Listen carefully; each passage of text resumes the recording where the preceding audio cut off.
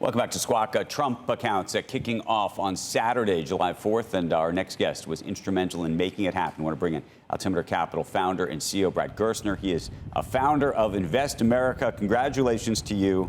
I know we've been talking about this for a very, very long time, and it is now official. It is real.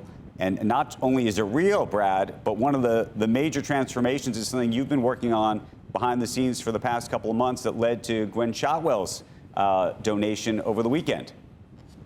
Yeah, incredible to be here, Andrew. Thanks for having me. You know, I remember coming on Squawk Box 3 or 4 years ago when we first started talking about this. And of course, last July 4th, the president signed the Invest America Act into law as part of the big, beautiful bill that created an investment account for every child at birth. You know, every child gets on their phone a little share of Microsoft and NVIDIA, et cetera. That started on Saturday. You can gift into these accounts. Every child forevermore born into this country under the age of 2 is going to get $1,000 invested in the S&P 500 that can compound for their lifetime.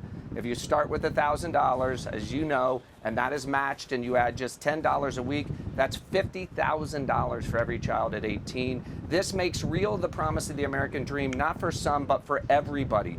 Every child a shareholder in the upside of America. So today is a big celebration. We're going to have the first ever joint bell ringing by the NASDAQ and NYSE, and the first ever remote bell ringing from the Oval Office at 9:30 Eastern Time. So it's a great celebration. We've got incredible CEOs from Michael Dell to Ryan McInerney and across the spectrum who've joined the Invest America CEO Council, who are giving huge contributions of their own. And of course, you mentioned Gwynne Shotwell's gift this morning, an extraordinary gift. 2 million shares of SpaceX to 2 million kids that they'll hold in their accounts over the course of the next 10 to 20 years. And when they're 18, they can hold on to the shares of SpaceX or sell those shares. But it shows the flexibility of this platform. This is not a program. This is a platform. It is the largest unlock of direct philanthropy in the history of the country. One of the things you've been working on, I know tirelessly behind the scenes also, is trying not just to get individuals to donate, but to get companies to match. Where are you in that? I know a whole number of big companies have signed on thus far, but where do you see this going over the next, call it 12 months? Yes. It's incredible, the outpouring of support. You know, I've said many times, America is the most giving country on the planet, and the last year has definitely affirmed my belief in that. The president asked Michael Dell and I to go out and raise $100 billion for these Trump accounts, and we're well on our way. We've already have commitments of tens of billions of dollars into these accounts, and I would say across corporate America, across the business roundtable, across the S&P 500, our hit rate must be over 90%. Everybody wants to participate in this, but here's the key. This is not just about the largest companies in America. You know, take Altimeter. We have 36 employees at Altimeter. We have about 85 kids of those employees, and we're going to donate to every one of those kids' accounts. This is for every small business, every local restaurant, every landscaper, every contractor, every medium-sized business, and every large business. We make it really easy to add money to these accounts. Every account has a QR code associated with it.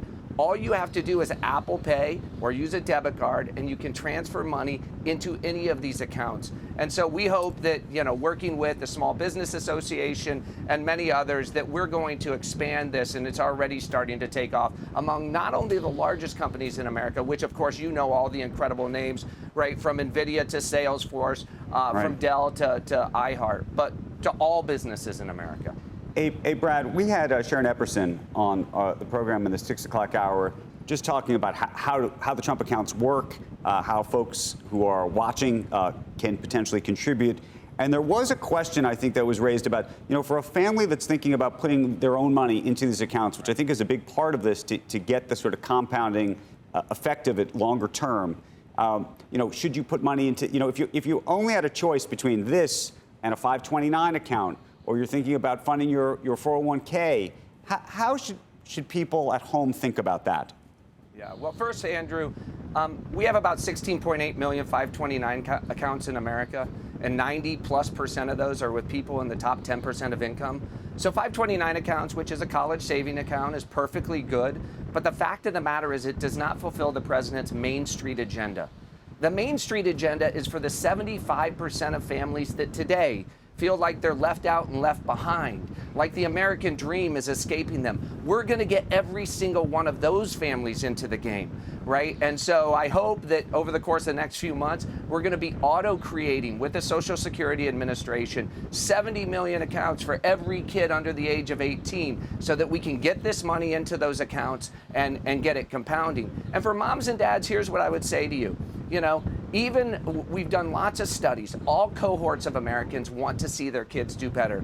If it's $5, if it's $10, it's as easy as double-clicking Apple Pay on your phone. Most families have this. You can Venmo money into the accounts. We want to make it frictionless for friends and family and parents to contribute a few bucks at a time into these accounts.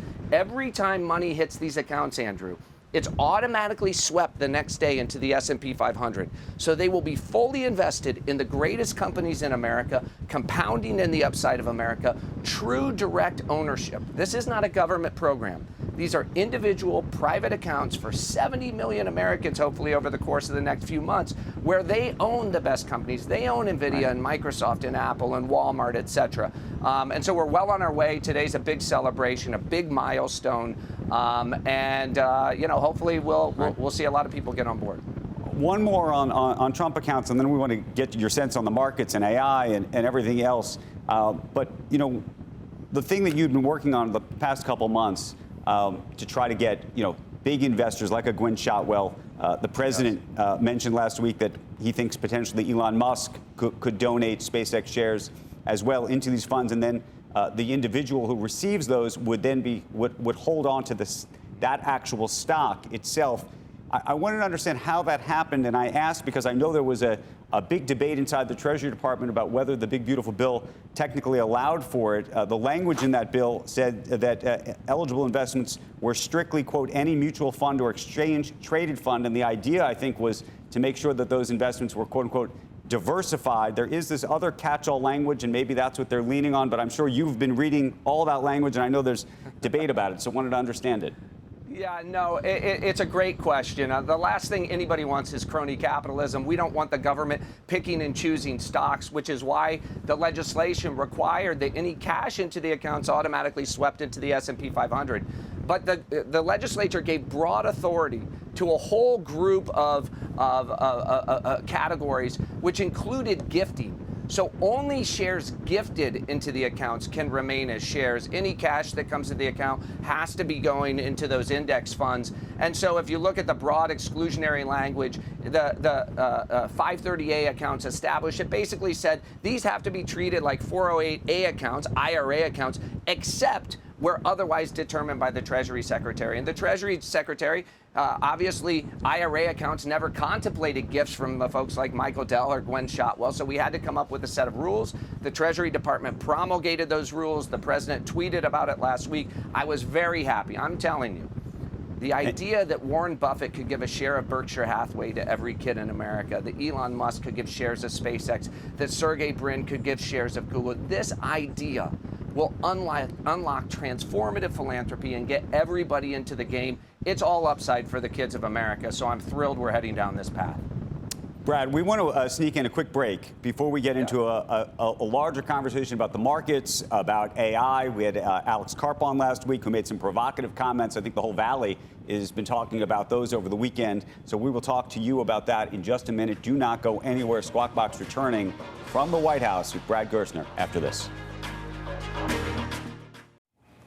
Welcome back to Squawk Box. We are back with Brad Gerstner, Altimeter Capital founder and CEO, also founder of Invest America, and of course a big day for the country and for him, given that he has been behind the Trump accounts. Also wanted to get your thoughts, Brad, though, on where we are in the AI, I don't know if we call it cycle, boom, what you want to describe it as. But I wanted to get your reaction, really more than anything, to Alex Karp's comments on our air last week, which I know have caused a lot of conversation in the Valley. He said that he believes that a lot of CEOs, corporate CEOs around the country are upset with some of the big LLMs, and Anthropic, OpenAI, thinks they're overcharging, thinks they're stealing from them. And I know you've been an advocate and an investor in these big businesses, so wanted to get your view on it. Well, I'm a huge fan of Alex, and I think Alex made some really good points. But I would say this, follow the money.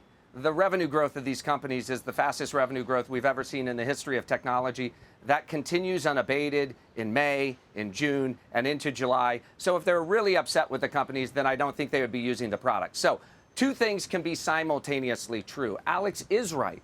It's really important that we support open source models in the U.S. So for those companies that want the choice of open weights and open models and controlling that part of the stack, they're able to do that. But for the vast majority of companies, they want the best. And the best frontier models, the American thoroughbred models, right, are going to be OpenAI and Anthropic and X, with Elon, maybe Gemini in the mix, et cetera. And so we want the thoroughbreds to run. We want those models to do great.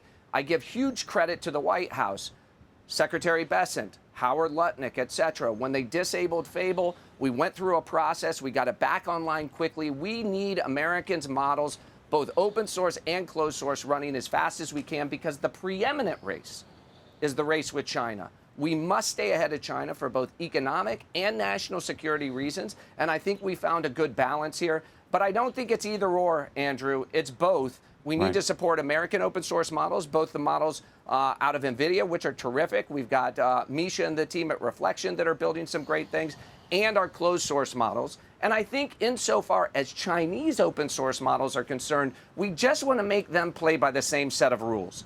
We do not want them distilling our models, taking our IP, and then competing against us for free the way that they dumped steel on the United States. Make everybody play by the same set of rules. I'm confident if we do, that America's models will win. And I think that we're in a pretty good position right now coming out of the recent discussions. So I think part of the question, and by the way, some of the all-in guys raised this over the weekend as well, is it's not necessarily fully about whether China steals our IP, which I think is a big question, but whether the models themselves are stealing IP from corporate America. So the big example is Figma, for example. This is a company that had partnered with Anthropic. One of the board members from somebody who worked with Anthropic was on the board of Figma, and Anthropic goes into the design world with Claude Design.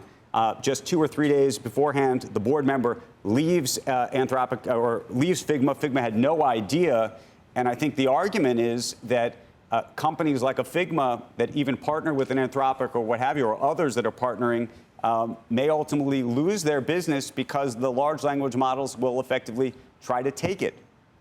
Well, again, I think we got to be pretty careful with the verbs and the language that we're using, right? Did Meta Stories rip off Snapchat? Right? The history of Silicon Valley is replete with examples of competitors copying other products that others have, and then they have to win the game on the field. I've talked to Dylan about this at Figma, and if Figma had a choice to make, they can use the model or not use the model. I think some companies will say, listen, we're going to go open source because we don't want to have any interaction with these companies. But make no mistake about it. AI platforms are horizontal.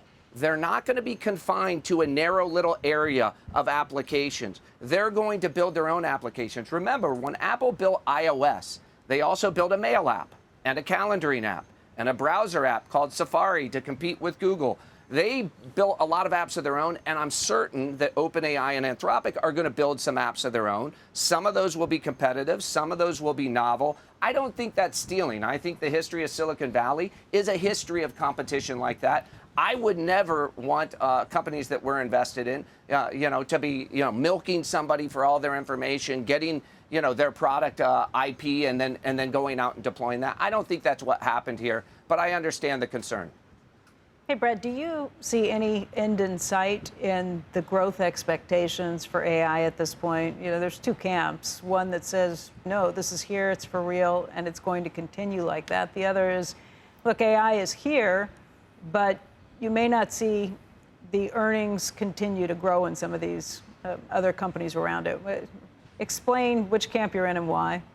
Yeah, well, I mean, listen, the question coming into this year, Becky, and remember, we had two 25% drawdowns in AI data center semiconductor stocks over the last 18 months over this question.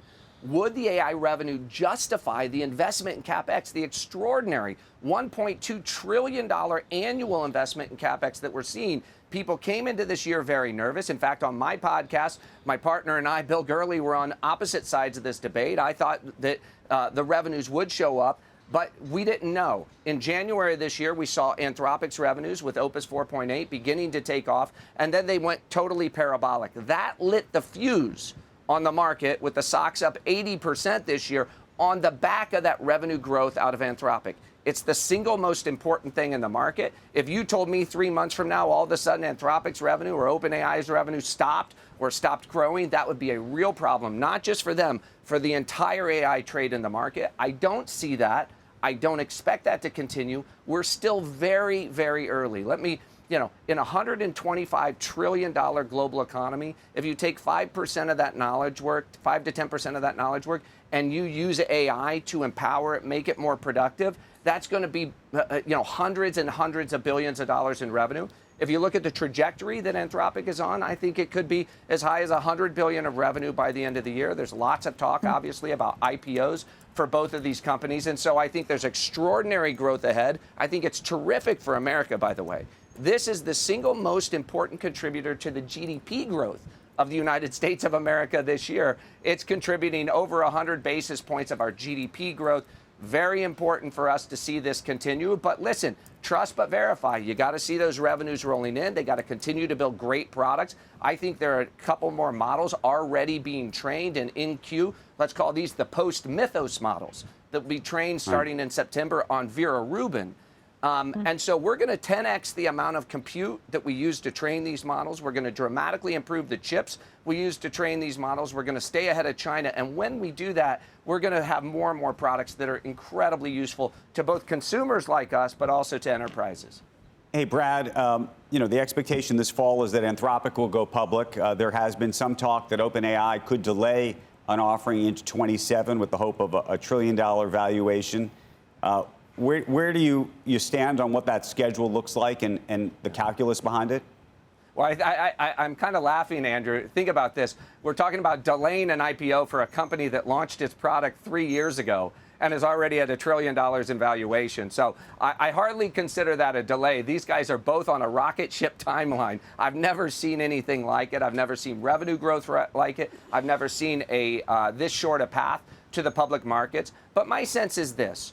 I've been pushing these companies from a very early place. I would love to see them get into the public markets. We need this value creation to be shared with all of America. By the way, I would love to see them voluntarily contribute some shares, like Gwynne Shotwell did this morning. Would you prefer that? What do you think about Sam Altman's plan to donate effectively 5% of the entire company to the country in some way? Listen, shared prosperity in our economic future is absolutely central, not only to my vision of the future, his vision of the future, but most importantly, the president and the White House's vision of the future. We have to spread this out. It can't be 10% of people own the capital, get the compounding and the upside.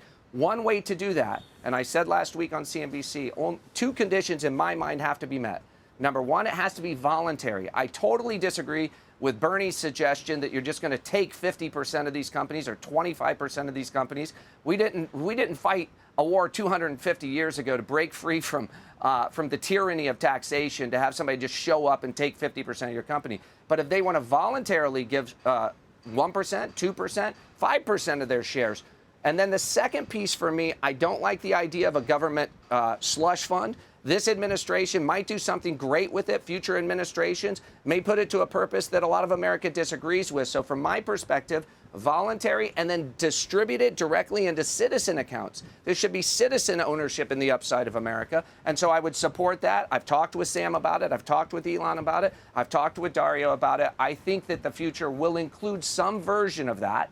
But it needs to be really beneficial to all Americans. Brad, what do you think? Some people look at that and say, well, this is socialistic, this approach for the government to be taking these stakes in the businesses, even if it's distributed ultimately to individuals. Well, no, I have a very different view. So let's look at 2 case studies. One, Intel. Intel was really struggling as a company.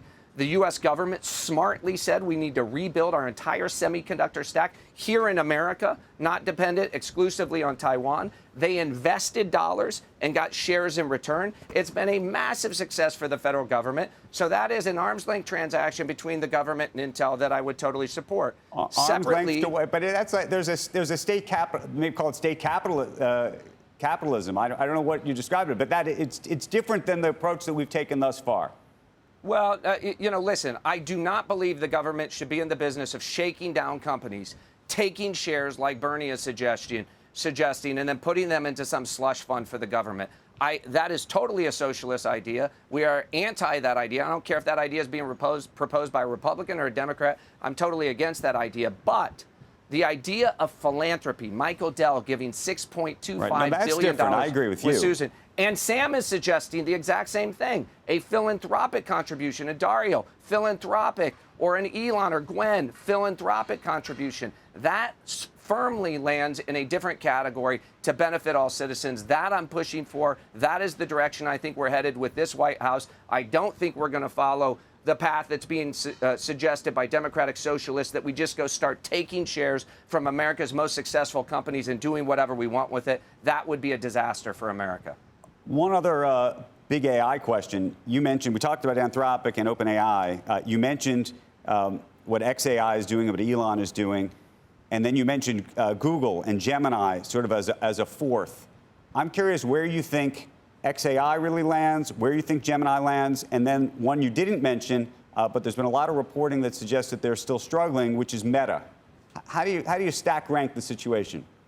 Well, I mean, listen, it's very clear. If you just look at the revenue numbers that are coming out of these companies, it's Anthropic and OpenAI that are leading the pack. They are the thoroughbreds at the moment.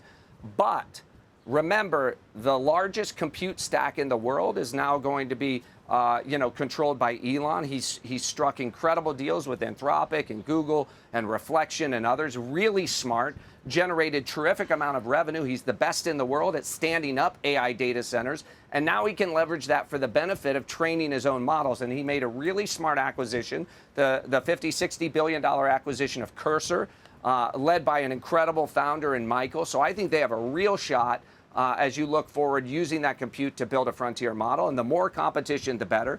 Obviously, you can never count Google out. They are the original pioneer here. They have plenty of compute. They have all the money in the world. I'm surprised that frankly, they haven't seen more traction here as of late, but I think that they'll be in the hunt. And then we saw a lot of Facebook last week. Again, a double down on their commitment to compute. They, in fact, said, we're going to do what Elon did. We're going to sell our compute to others. So that's amortizing the cost like AWS did, which I think is a really smart business decision. But I think they're going to stay in the hunt as well and train their own models. So think about this, Andrew. Here we are, 3.5 years, into the launch of ChatGPT. America has 4 or 5 incredible frontier models. We've got Reflection and NVIDIA on the open source side. We got the best semiconductor compute stack in the world, and we've got a regulatory environment that's letting our thoroughbreds run. That is the magic formula for this country. It's going to drive both GDP growth, but it's also going to make sure that we stay ahead in the global AI race. Brad, I want to thank you for your time this morning. I want to thank you and congratulate you on Trump accounts. Thanks. Thank you. Thank you, Andrew. You bet.